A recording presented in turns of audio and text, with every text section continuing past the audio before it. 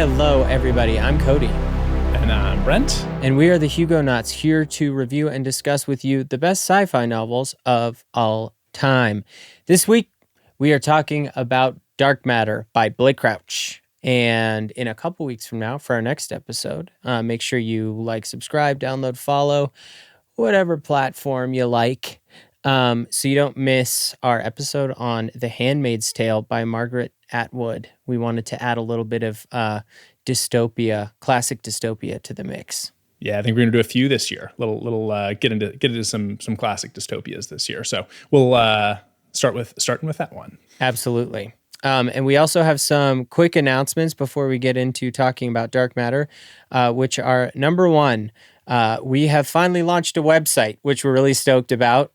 We spent a long time organizing the copy and formatting it and all that stuff. It looks nice, we think. We think.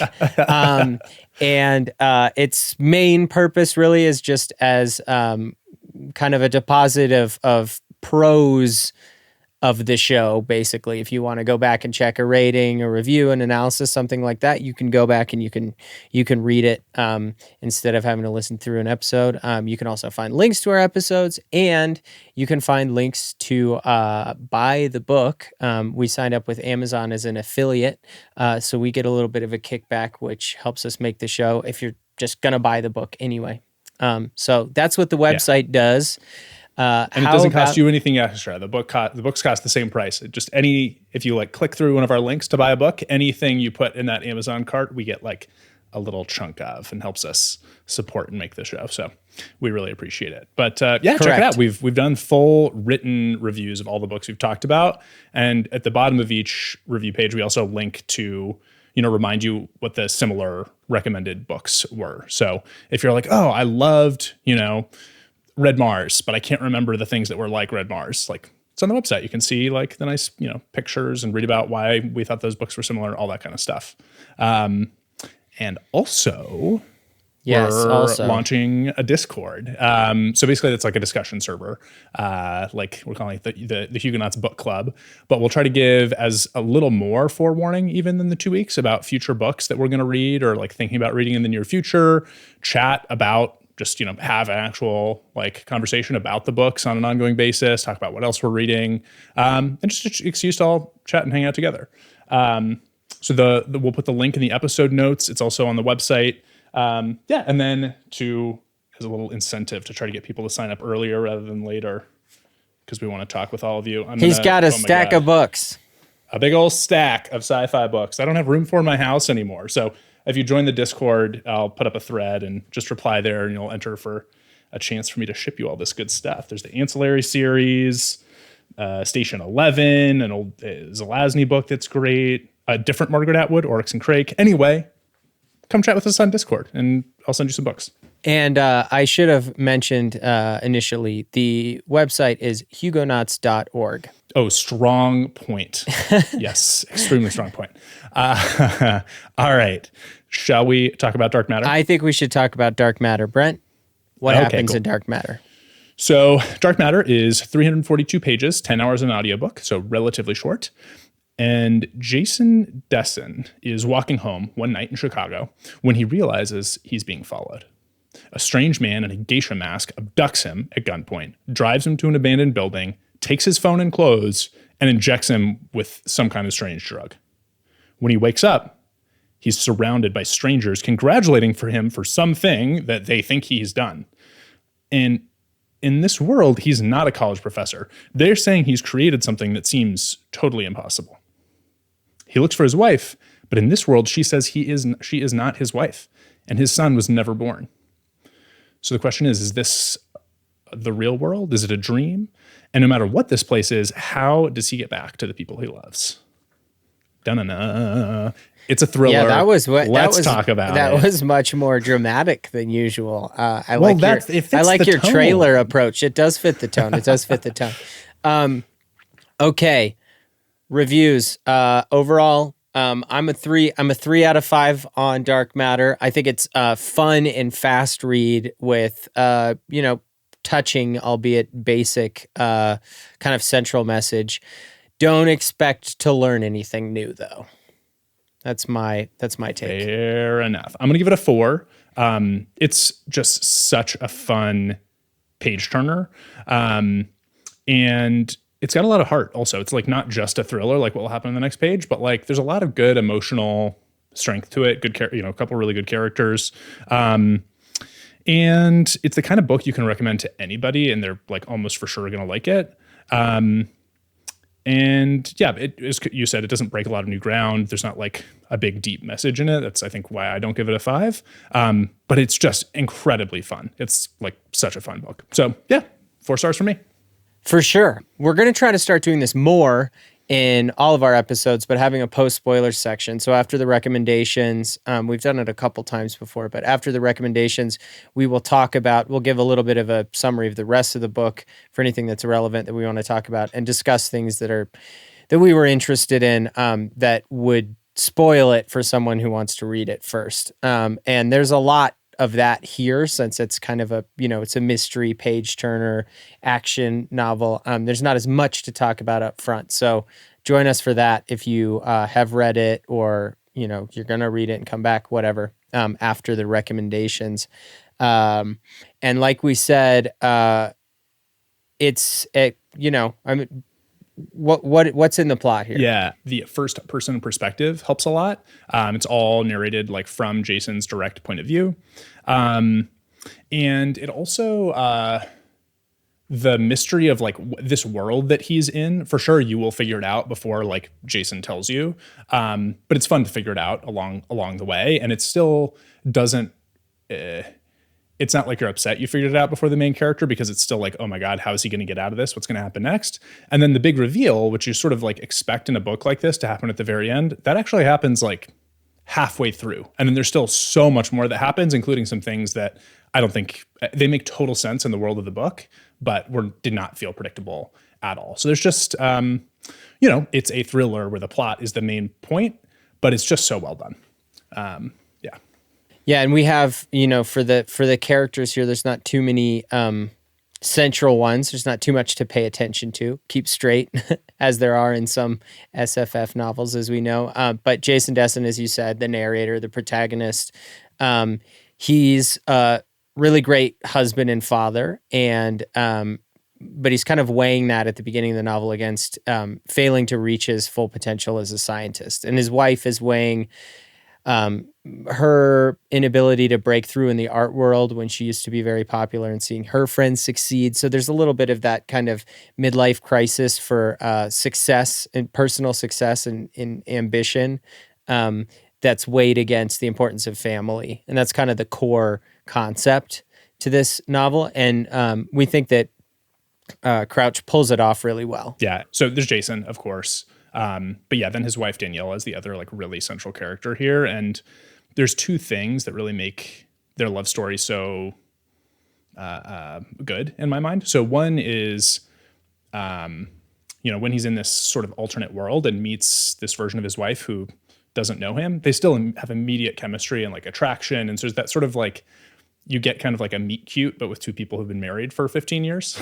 And so that's nice. It sort of reminds you that like there is like this innate thing that attracts people together. Some people, how can you not root for the guy who's trying to get back home and be with his wife that he loves and his teenage son? Totally. And their relationship is really great and believable in mature, adult, genuine, realistic way, which we miss a lot in genre fiction. I think that there's a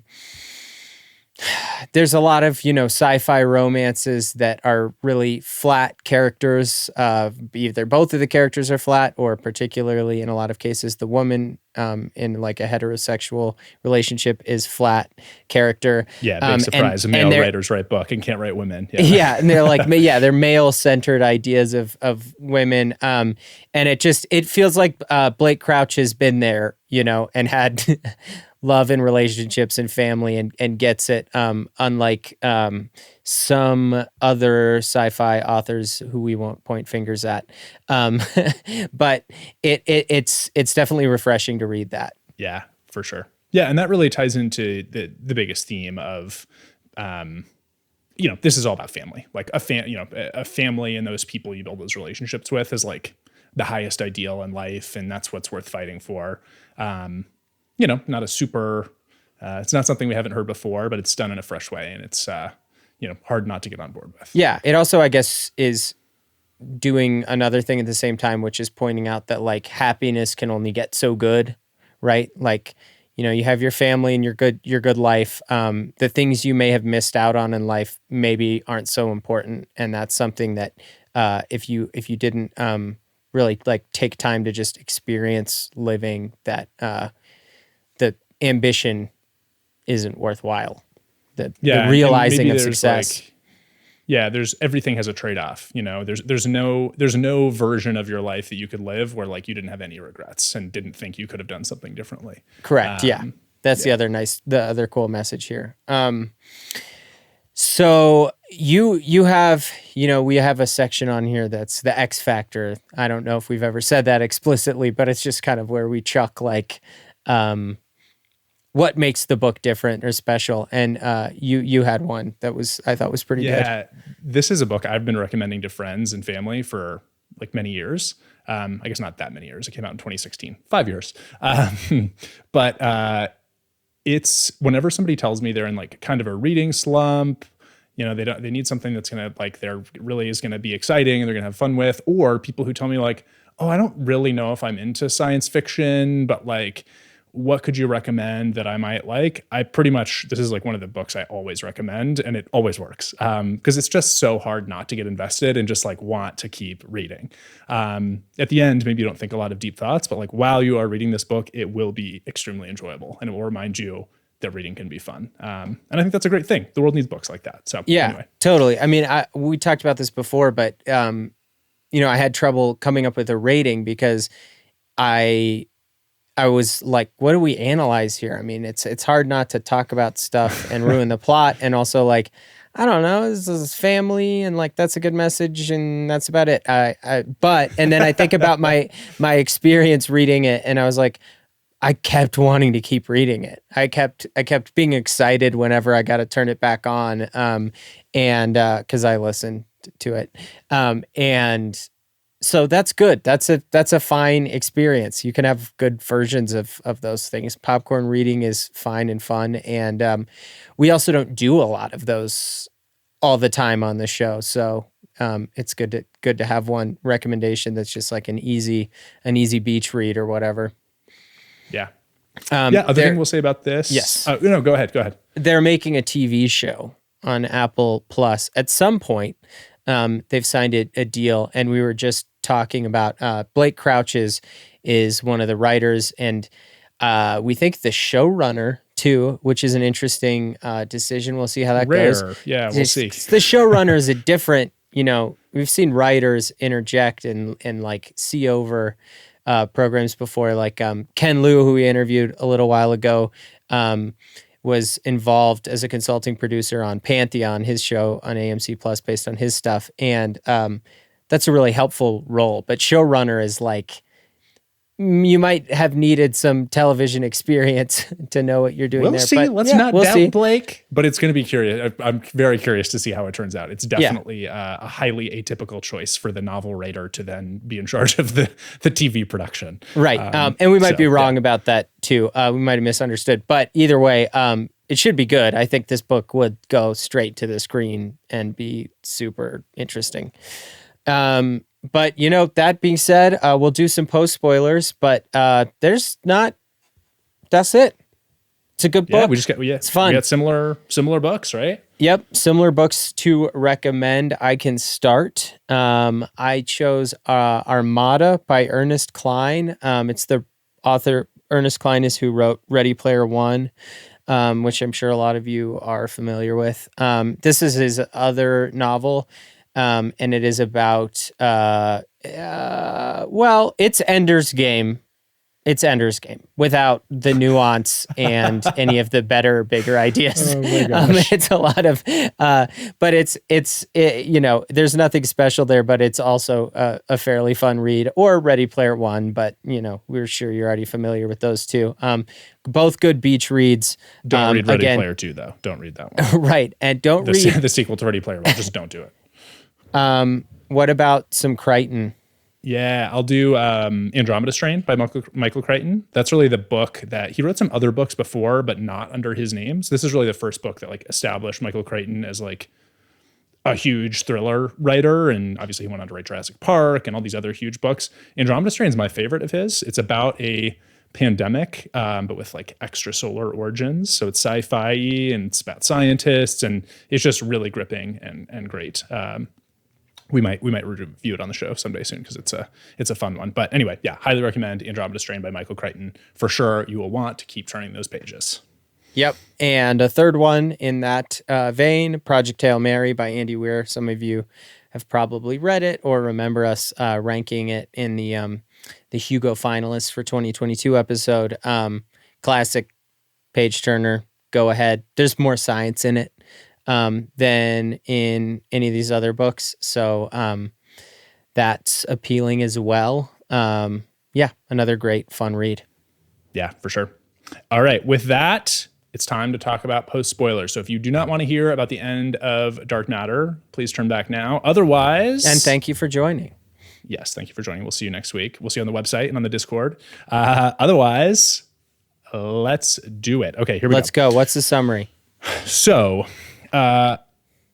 as you may have put together, even from listening to this podcast episode, which is okay. You'll realize it in the book very early too. He's in an alternate dimension. He's in the multiverse. And so the key idea here is like anytime you could make a choice in your life, all possible choices are made. And this is true for everyone. And that creates different branches of the multiverse. And he is in this other branch where he broke up with Daniela 15 years ago, right after they met. When she got pregnant, they decided that she should get an abortion, not get together, and he continued his work and invented this crazy box that lets you, a human, access a quantum state and basically visit all these different versions of the multiverse, all the infinite versions. You have to be in the same space and time, but a different multiverse is the rule of the box. Right. So, yeah. It's basically the kind of soul compelling idea that makes this book science fiction, based around the many universes theory of quantum mechanics, as you just outlined. The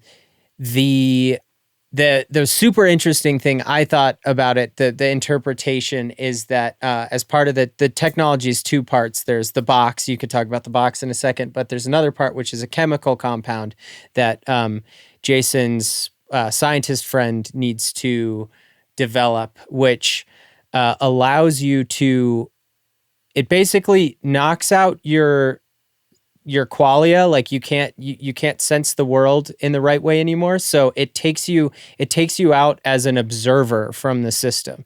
So like Schrodinger's cat, you have the cat in the box and the radioactive isotope, and the cat's technically both alive and dead. The classic quantum what's that called? The quantum idea applied to a large object. Yeah. Right. And so he uses that, Crouch uses that idea and says, if you could invent a chemical compound that a human could be injected with or take or whatever, that would knock them out sensorially to the point where they're technically not an observer in the system, then you could suspend them in a quantum state of superposition. In the magic Schrodinger's cat box that he's invented.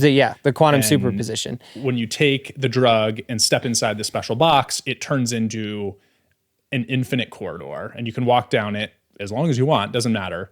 And when you open a door, you go into a different version of the multiverse. Some of which, like the Earth, is totally destroyed. It's like an atomic ruin.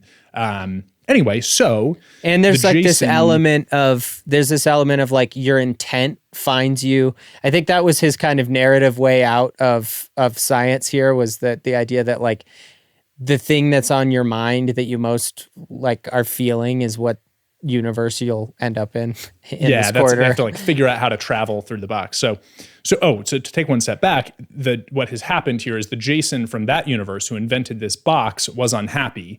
After he invented it, he traveled to our Jason's timeline because he wanted to have like a happy family life, kidnapped Jason, put him in the box, sent him back to his world. and has stepped into his life to be with his wife and son and is pretending to be him. So our Jason figures this out, is pissed, obviously. And he ends up escaping into the box with this woman named Amanda, who was the other Jason's psychiatrist. Man, the Jasons are confusing. Our Jason is regular Jason. The Jason who kidnapped him is Jason 2. So we'll continue with that. Okay, so they're in the multiverse. They have to figure out how to control which universe they step into. They've figured out, as Cody pointed out, it's this what you intend and what you're sort of thinking about. Along the way, they get into a bunch of dangerous worlds, crazy escapades. Eventually, they get to his home world.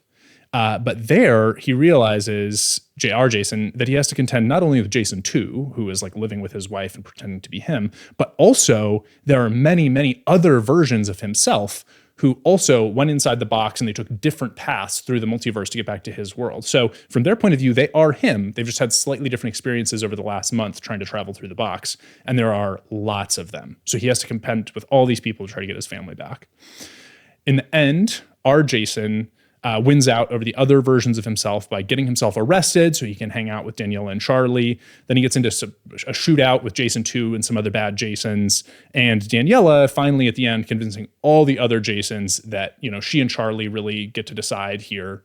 And our Jason is the Jason she wants to be with. They step into the box together and escape to, you know, a different multiverse. We don't see where they end up.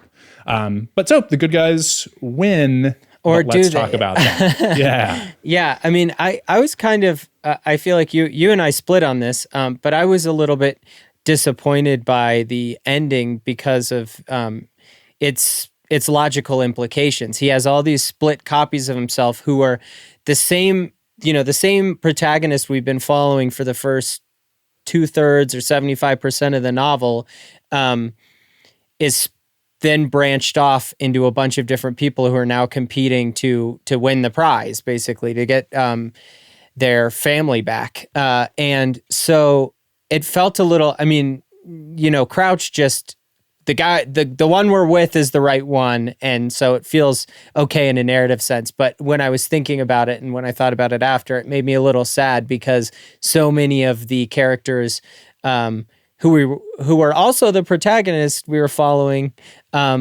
are losing. They don't get a happy ending. Presumably, I mean, not in the actual book, but if you follow the science to its conclusion, it's infinite versions of the protagonist you're following have a sad ending and one gets a good ending. So I don't know. Well, it's not an infinite version. It seems like there's like a couple hundred maybe, but again, in the book, it seems like there are a couple hundred, but if we're going off of the science he's created, it should be infinite. Yeah, for sure. I mean, that's true. But the reason I liked it is that even though, so the first half of the book or the first, I don't know, 2/3 maybe, the mystery is like, where is he and what's going on? And the answer is the multiverse. But you figure that out pretty fast as the reader, like well before the book reveals it. But then the big twist in the second half is he does get back home and this happens. And I loved it because I didn't see it coming at all, but it makes total sense within the rules of the world. It is what, if this box were possible and it had existed and he stepped in, was trying to go back home, this is the result that would occur.